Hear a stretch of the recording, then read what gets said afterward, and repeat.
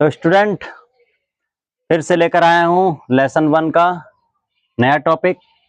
इसमें most important topic है lesson 1 में आपका सबसे ज्यादा संयोजन अभिक्रिया, वियोजन अभिक्रिया, प्रतिस्थापन अभिक्रिया, फिर है ऊष्माक्षेपीय अभिक्रिया, ऊष्माशोषी अभिक्रिया, ऑक्सीकरण अभिक्रिया, अपचयन अभिक्रिया, रेडॉक्स अभिक्रिया और विकृत गंधिता है, संचारण है। इतना मेन टॉपिक है, इसके अलावा और कोई मेन टॉपिक नहीं है लेसन नंबर 1 में। तो हम शुरुआत करते हैं। सबसे पहले 3 टॉपिक लिए हैं इस वीडियो में, बाकी बचे हुए टॉपिक नेक्स्ट वीडियो में आपको कंटिन्यू करेंगे। तो आइए समझते हैं। सबसे पहला है हमारे पास संयोजन अभिक्रिया। तो संयोजन अभिक्रिया होता क्या है? संयोजन अभिक्रिया, देखिए जहां से अगर हम इसे वर्ड से संयोजन मतलब मिलने वाली चीज, संयोजन मतलब होता है मिलने वाली चीज, संयोग कर लेना। तो इसकी परिभाषा क्या बनती है? यानी हो जाएगा वह अभिक्रियाएं, वह अभिक्रियाएं, इसकी परिभाषा मैं आपको बताता हूं। वह अभिक्रियाएं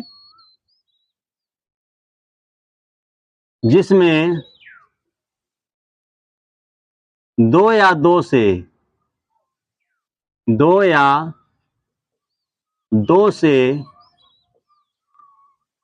अधिक तत्व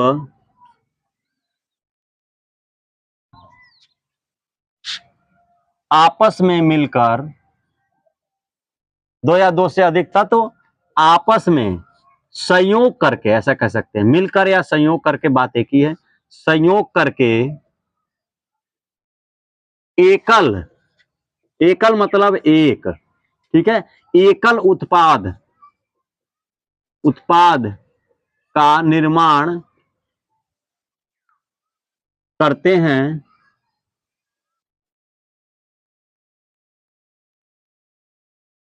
ऐसी अभिक्रिया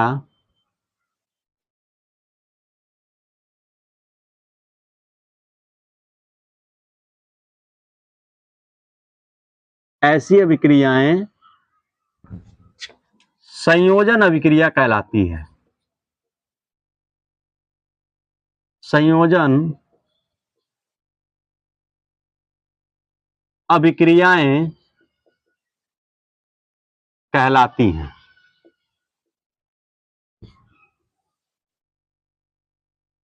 अब इसके लिए उदाहरण ले लेते हैं।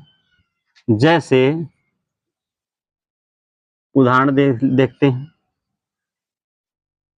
C+O2 बराबर हो जाएगा CO2। अब आपको पता है ये क्या है? कार्बन, ठीक है। लेकिन मैं अलग से लिख दे रहा हूं, ठीक है, ताकि आपको अच्छे समझ में आए। ये क्या है? कार्बन, ठीक है। और ये क्या है? ऑक्सीजन। ये दो अलग अलग तत्व हैं और ये आपस में संयोग करके क्या बना रहे हैं? Carbon dioxide, carbon dioxide. तो ये क्या हो गया? कार्बन डाइऑक्साइड, ठीक है, जो कि है गैस। गैस का निशान के लिए हम ऊपर तीर का प्रयोग करते हैं। तो ये आपको समझ में आया, दो अलग अलग तत्व हैं जो आपस में मिलकर संयोग कर कर एकल उत्पाद का निर्माण करते हैं। इसे क्या कहते हैं? संयोजन अभिक्रिया कहते हैं, ठीक है। इधर वाले अभिकारक होते हैं और इधर वाले उत्पाद कहलाते हैं, ठीक है। तो एकल उत्पाद का निर्माण हो रहा है तो इसको हम क्या बोलेंगे? संयोजन अभिक्रिया, ठीक है। अब देखिए इसी से अगला टॉपिक है वियोजन अभिक्रिया। अब वियोजन अभिक्रिया की परिभाषा क्या होती है? वियोजन मतलब वियोजित हो जाना। अब घटन मतलब टूट जाना। अब घटन होता है क्या? टूट जाना। वियोजित मतलब होता है टूट जाना, ठीक है। तो इसकी परिभाषा क्या बनेगी? जस्ट इसका विपरीत समझ लीजिए, ठीक है। तो यहां जाएगा वे अभिक्रियाएं जिनमें यौगिक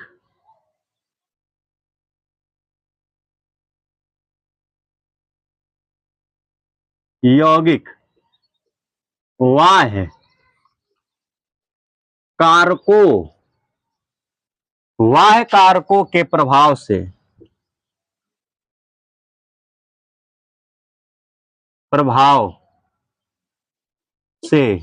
अपने अवयवी तत्वों, अवयवी, अवयवी मतलब मूल तत्वों जिससे मिलकर वो बने हों, ठीक है। तो अपने अवयवी तत्वों में वियोजित हो जाते हैं, मतलब टूट जाते हैं, अपघटित हो जाते हैं, वियोजित, ठीक है, अपने अवयवी तत्वों में वियोजित हो जाते हैं, ऐसी अभिक्रियाएं, ऐसी अभिक्रियाएं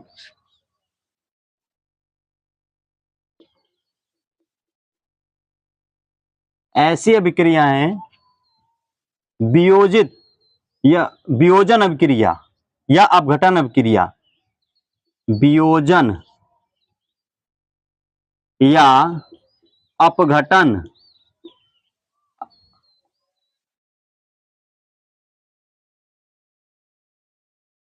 अभिक्रियाएं कहलाती हैं, क्रियाएं कहलाती हैं। अब इसके लिए उदाहरण देखिए, इसके लिए उदाहरण क्या होगा, ठीक है, इसके लिए उदाहरण देखते हैं। जैसे उदाहरण बनता है इसका CaCO3, कैल्शियम कार्बोनेट है, इसमें वाह्य कार्य क्या हो गया, इसको हम गर्म करते हैं, ठीक है, ऊष्मा देते हैं, तो लिखते हैं ऊष्मीय अपघटन, ऊष्मीय अपघटन, गर्म करने पर, ऊष्मीय अपघटन मतलब गर्म करना, इसको हीट कहीं से दें, ठीक है। तो कैल्शियम कार्बोनेट को अगर हम गर्म कर रहे हैं तो ये टूटेगा CaO में प्लस CO2 में, ठीक है, जो कि है कार्बन डाइऑक्साइड। तो यह है कैल्शियम कार्बोनेट, इसको बोलते हैं कैल्शियम कार्बोनेट,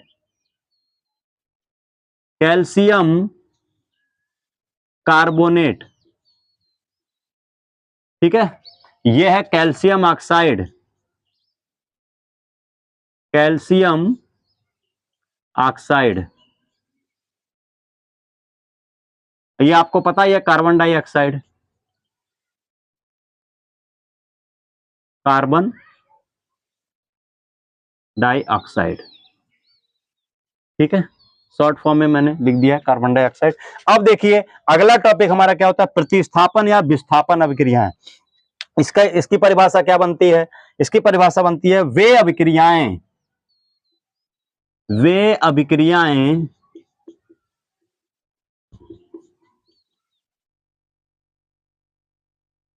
जिनमें अधिक क्रियाशील तत्व, अधिक क्रियाशील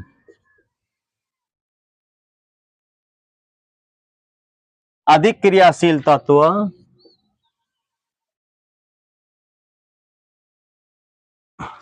यौगिक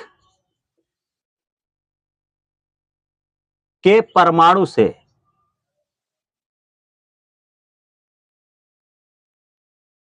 यौगिक के अणु से, परमाणु नहीं अणु से, यौगिक के अणु से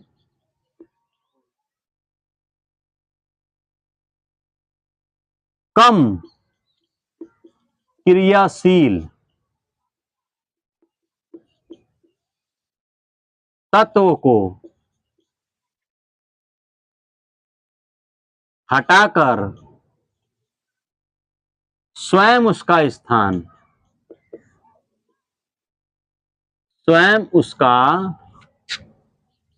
स्थान ले लेता है,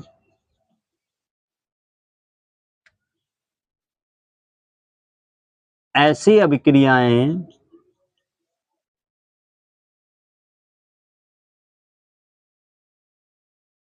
प्रतिस्थापन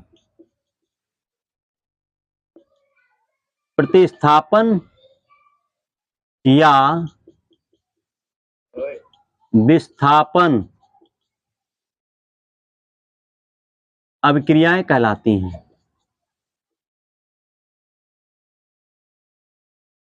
क्रियाएं कहलाती हैं।